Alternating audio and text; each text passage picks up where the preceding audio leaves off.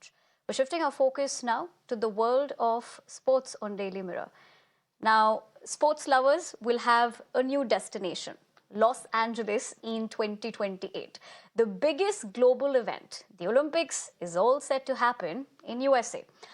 But here is why we are telling you this. Now, as the fierce battle between 10 teams in India continues for one World Cup, there seems to be more cheer for cricket fans, as cricket has officially made a comeback in Olympics after 128 years.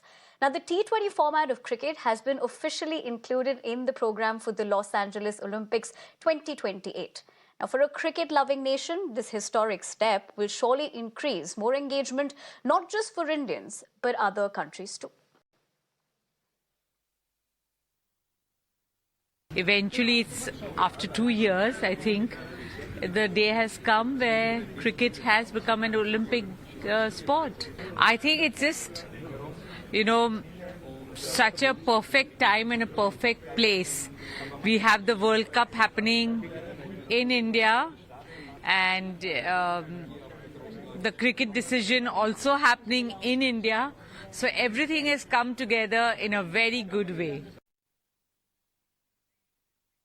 As of now, cricket will be a 6-team event in both men's and women's T20 cricket. But the final decision, of course, on the number of teams and qualification system will be taken at a later stage.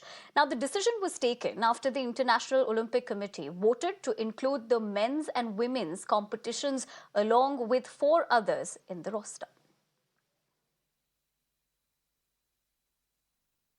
We have here with us the heads of these 5 new sports on the program for LA, and I would like to offer a very warm welcome for the ICC, the chairman, Mr. Greg Barclay. We have for IFAF, Pierre Trochet, the president of the federation. For WBSC, of course, our friend Riccardo Fraccari. We have for WL, Mrs. Susan Redfern, the president of World Lacrosse. We have for WSF, squash, Sina Woolrich, the president. Congratulations to the program commission, and congratulations to LA 28 for this approval. Now, apart from cricket, baseball, softball, flag football, lacrosse and squash have also gotten the nod. Flag football is essentially a non-contact format of American football played by teams of 5 American football that last featured as a demonstration sport in 1932 LA Games. Now, baseball has featured in several previous games, but it was added to the 2020 Tokyo program after being left off in 2012 and 2016, but it will not be a part of the Paris Games, that is. Softball, the female counterpart to baseball, has appeared at 5 previous editions of the Summer Games and was also left off the Paris agenda. Lacrosse twice appeared as a medal sport at the Olympics in 1904 and 1908. But essentially, we're going to be talking about everything to do with cricket. Of course, we'll get talking about what this also means for the other sports as well. Let me go across to my guests, Chandrasekhar Luthra, senior sports journalist, and Chandresh Narayan, author and sports broadcaster. Great to see both of you back on Mirror now. Thank you very much for taking the time out and speaking to us here. Chandresh, let me come to you first. Essentially, this is great. A century of a different kind, that is. What do you make of it? Why is it important, even for those viewers who don't essentially follow cricket? Why is it so important to be having this on such a big global stage? Nivedna, I will be very surprised that you have an audience in India who's not following cricket. But having said that, this inclusion is big in the sense that cricket gets a global platform and gets recognized. But we must, I think, temper the excitement around this announcement because of the fact that the first edition will only have 6 teams, of which 1, USA, will get automatic qualification for as they are the host for this Olympics. Now, cricket as a sport is fighting to retain its global appeal, because more and more what's happening is that the Indian audience or the Indian subcontinent audience is the only one which is latching onto this sport.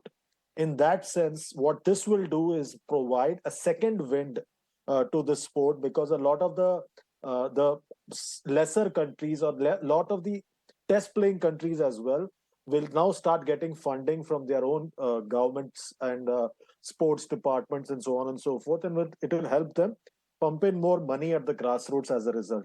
We've been observing that over the last few years, the number of Indian origin or Pakistani origin players have increased in some of the other teams. Now that will get a push, but also what that will ensure is that the other locals will also be interested in getting attached to the sport. But most importantly, I think what we need to know is the fine print of this, because we have seen with football, they only allow three regular players from the national team to play in a national football team at the Olympics. Will something similar happen? Will it be an under 23 event? What is it? The fine print is the key over here for me.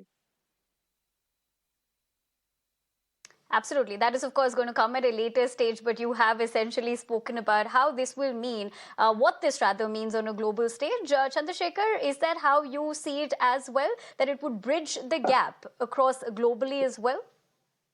Well, you have to just pinpoint on one word that Chandresh has said, final print.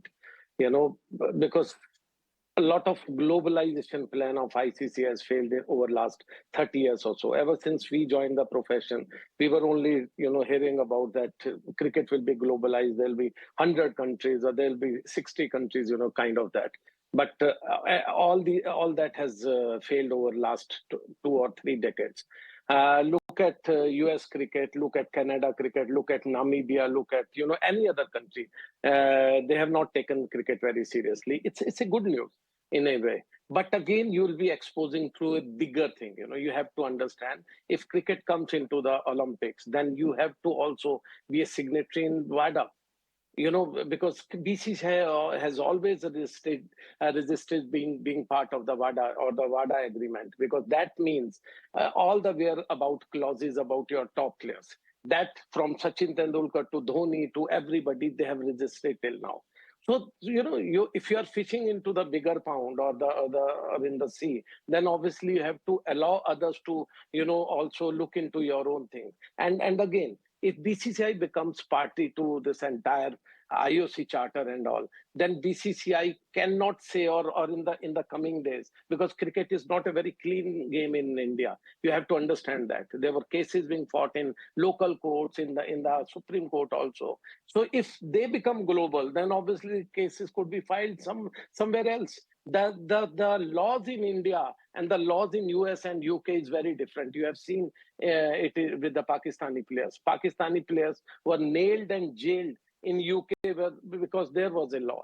But Indian players were let off very cleanly, very smoothly, because there was no law in India. So there are so many things. But overall, I would say, again, two things that you have to see the final point. And second, whether they allow more than three players like in football. I mean, like in football, they only allow the three professional players, and rest all the fringe players. So whether that kind of cricket will be seen, or whether there'll be a kind of, Steffi Graf. I remember the first time Olympics, when she competed and got the gold. She was so happy, so thrilled. We were so young that I had got everything, but not the Olympic gold. So that kind of feeling. All right, so there is a finer print. Chandresh, that's the point that you, of course, made, where we do understand that Chandrasekhar is also agreeing with that. Do you think there are loopholes, Chandresh? There are, but first I must take issue with Mr. Luthra that he's sort of revealed our age by saying that we were so young when Steffi Graf won the medal in 1988. I'll pick that up with him offline, but I think that there are loopholes. I'm sure that they're working through it. They first needed to make that announcement. They made that announcement. Now I think the back offices of the International Olympic Committee and International Cricket Council and LA28 will sit down and work through the finer print. I just hope that, unlike what happened at the Asian Games, where we had a ground which was smaller than the ground in my residential complex here in Mumbai, we don't have a cricket match at that kind of a venue. I think it needs to be a venue befitting of cricket's debut at a global event like the Olympic Games. Also, I think that like Mr. Luthra said, globalization it has gone through a lot of changes. You wanted to take it to China. It has not. They have taken it to China, but they have not moved forward. It shouldn't become like we are making a mockery in the name of trying to take the game global. I think we need to temper our excitement, and even if it means, Excitement. understanding the fine print is very important. But like, you can't have an English team at the Olympics. You can't have a West Indies team at the Olympics. So how will all that work? Because if a British team once wins the medal at the Olympics, how does that fit in with England's own identity as a cricket team? How does that fit into West Indies' own identity as a cricket team? These are some of the things that I don't know if somebody's actually paying attention to that. I hope they are. And I'll wait to hear more from Yes. the ICC and the IOC in the coming days. Of course, that is essentially about what strategy and how they will navigate this. But Chandrasekhar, Mr. Luthra, coming back to you, is it very interesting that they've taken the T20 format? We have seen, apart from the Indian Premier League, so many popular T20 leagues that have come. That is probably the flavor of the season. How do you see that they've gone for the shortest format instead of probably an ODI? Well, you can't expect Olympics to have a 5-day or a 1-day game, because obviously, even if there are 6 teams, what is their original plan is you need a lot of days, and Olympics is being played in 17, 18 days in total.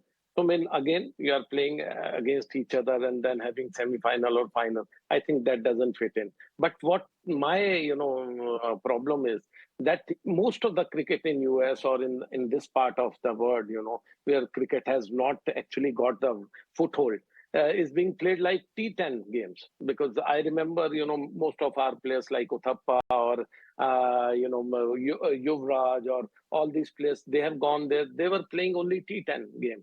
And T10 means you also understand in cricket, 10 or 20 overs doesn't matter. But again, 20 has somehow, got a kind of, rage there in the world. So overall, I think if it is T20 and played with the most of the stars and the bigger stars, people will get attracted to. But again, if the game is played with just 2 or 3 stars and rest all the upcoming under 21 kind of players like in football, then again your globalization, and again it could be just mean that you are trying to get the pie out of the world Olympic movement, because there is a lot of sponsorship, lot of money there. But what Chandresh also said, we have to understand, if they take money from the government, then again you have to come under the government code. And BCCI has never allowed themselves to, come under the government sports code, because again they have to follow a lot of restrictions. They have to follow a lot of government dictates, which mean otherwise they are always been run by the government people. Like Anurag Thakur, he was not just sacked by the Supreme Court, but he runs by the proxy system or the Mr. Luthra, although you Home are, Minister's son. sharing with us your perspective of this, I'd have to interject you there because we're running out of time. So quickly, before we wrap up, Chandresh, quickly, with the fact that they've gone for T20, of course, there are reasons as to why they would have gone with this format. But with the fact that we've seen a lot of popular T20 leagues, perhaps that is why the connect, it's faster. It is, of course, the flavor of the season, like I put it across. It is, and I think that T20 cricket also sometimes can be a bit of a drag because teams don't bowl their overs on time. And I think there needs to be a check on that if cricket has to find a global appeal. And I think that's why T20 has been picked. But I think that 5 years is a long time. We've already seen the advent of T10 cricket. We've had a few T10 tournaments across the globe. If cricket is not careful, you might see that eventually T10 gets into the Olympics as a format, because it is much swifter than a T20 game, and you need to have at least 3 or 4 games a day. Then only you can pack in at least 10 to 12 teams in a competition. Well, whether that's going to happen or not, only time is going to tell. But I want to thank the both of you for joining us here on the broadcast and sharing with us your perspective. And on that note, that's all I have time for. Thank you very much.